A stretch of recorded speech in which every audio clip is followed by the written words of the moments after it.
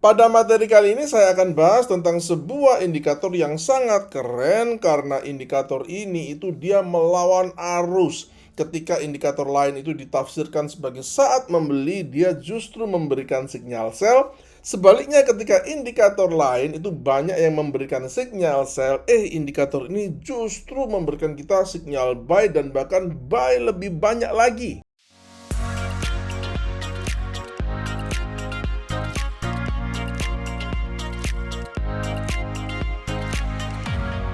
Link pendaftaran ada di kolom deskripsi.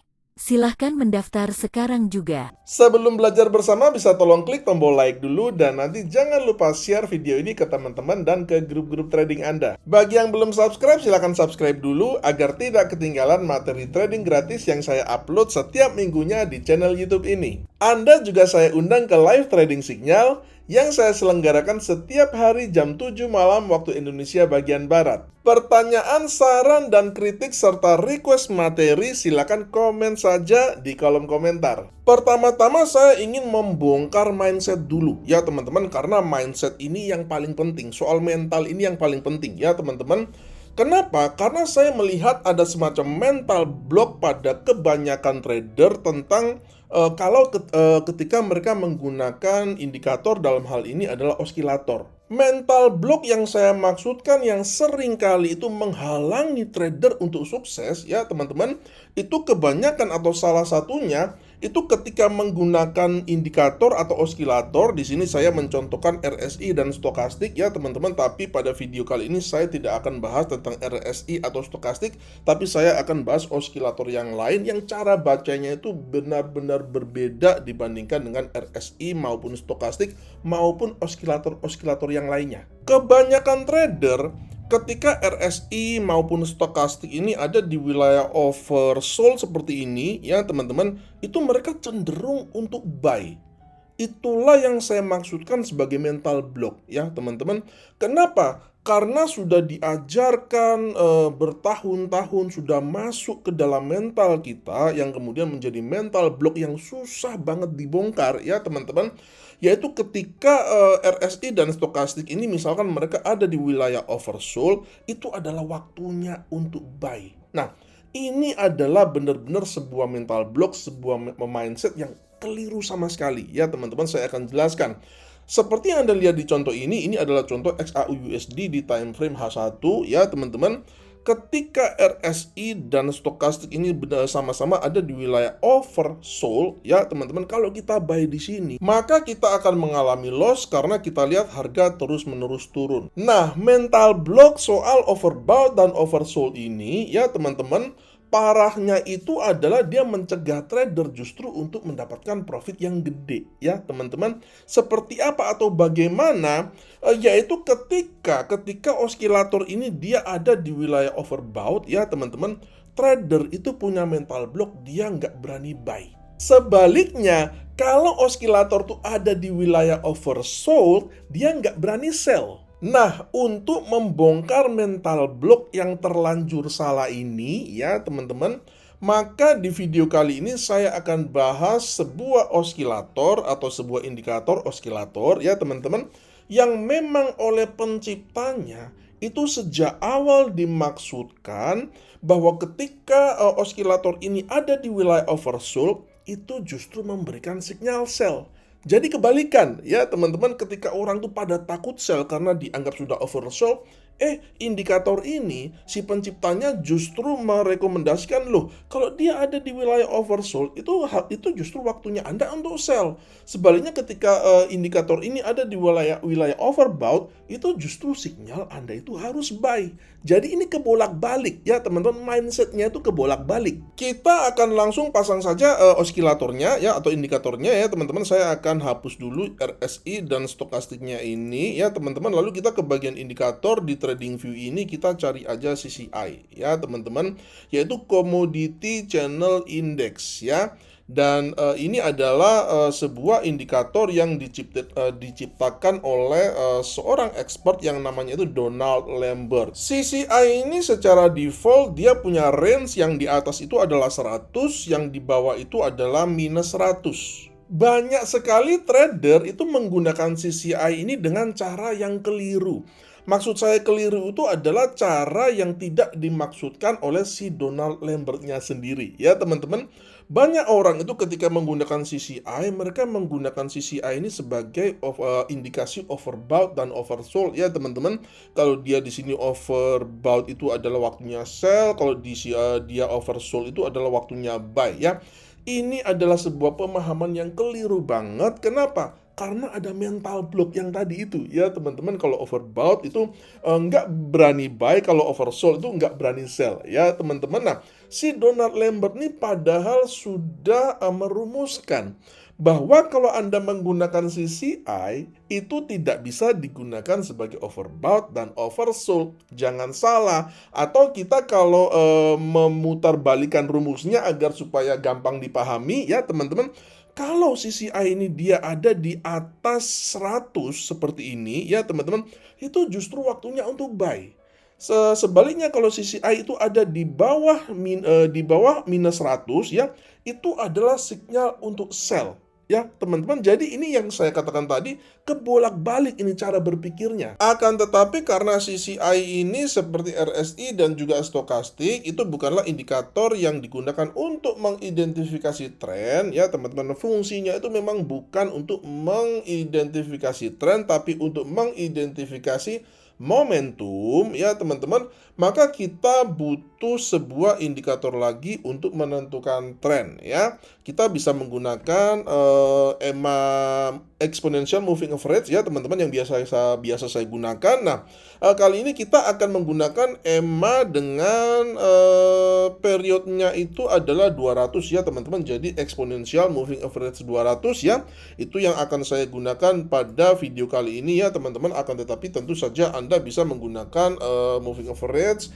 dengan jenis maupun periode yang biasa Anda gunakan. Settingan tradingnya seperti ini, ya teman-teman. Jadi rulesnya itu adalah, pertama kita harus melihat moving average-nya dulu, ya, apakah dia sedang bullish atau sedang bearish, ya teman-teman.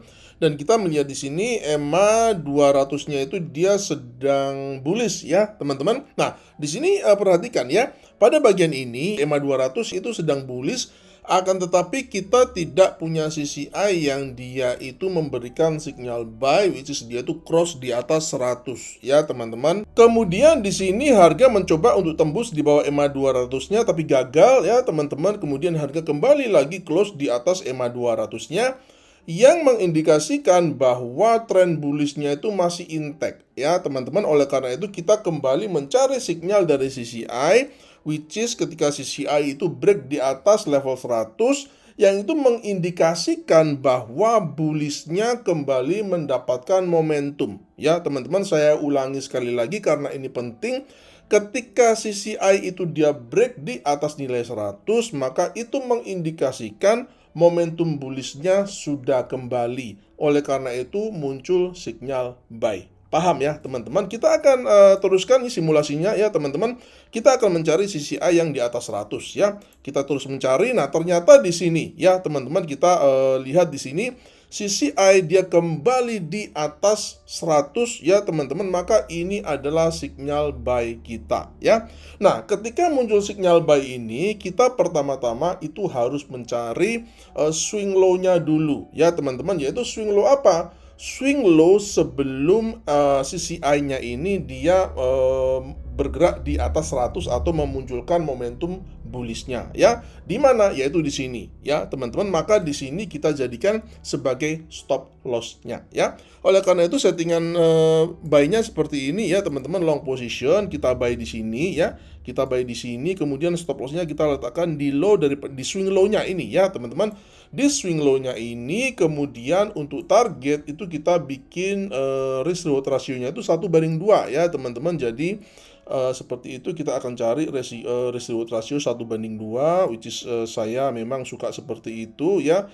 Dan saya jarang atau memang jarang untuk menggunakan risk reward ratio itu 1:1, ya teman-teman. Jadi harus satu banding lebih dari satu ya. Jadi misalkan stop lossnya itu 50 pips, maka targetnya itu minimal ya harus 50 pips ke atas ya, seperti itu. Dan ini adalah 1:2 ya teman-teman, seperti itu untuk risk reward rasionya.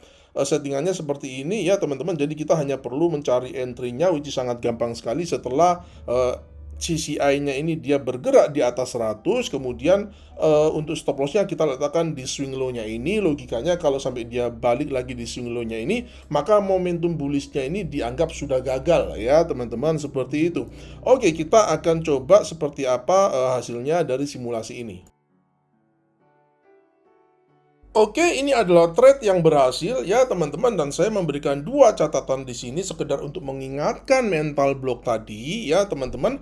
Pertama itu jangan sell di overbought tapi buy ya. Di sini kita melihat ya teman-teman, ketika CCI-nya ini ada di atas area plus 100 ya, itu kan seringkali dilihat sebagai area overbought. Nah, jangan sell ya. Jangan sell, tapi buy ya teman-teman.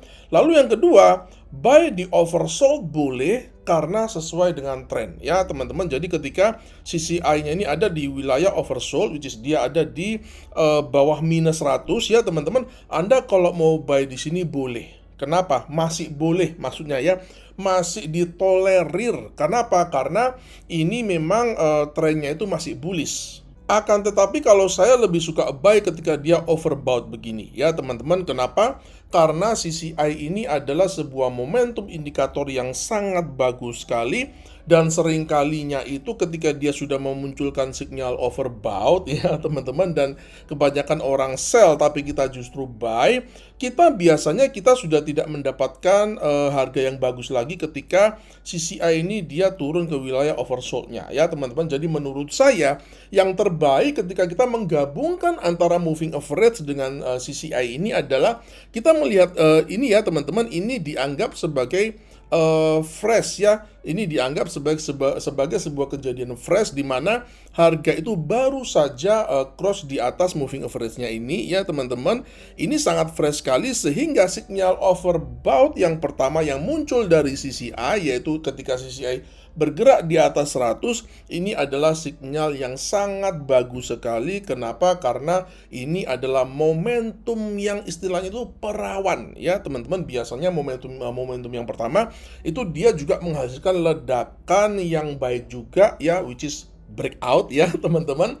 Itu akan memperbesar peluang kita untuk profit dan juga untuk dapat profit yang besar ya teman-teman. Karena of course ketika kita buy di sini dia lebih memberikan kita profit yang besar daripada misalkan kita buy di sini di area overbought yang nextnya ini ya teman-teman. Saya kira logikanya itu gampang saja. Kemudian kita juga perlu tahu kelemahan dari sistem trading menggunakan CCI ini ya teman-teman, yaitu ketika market lagi sideways ya, dan ini memang berlaku untuk bagi banyak indikator ya teman-teman.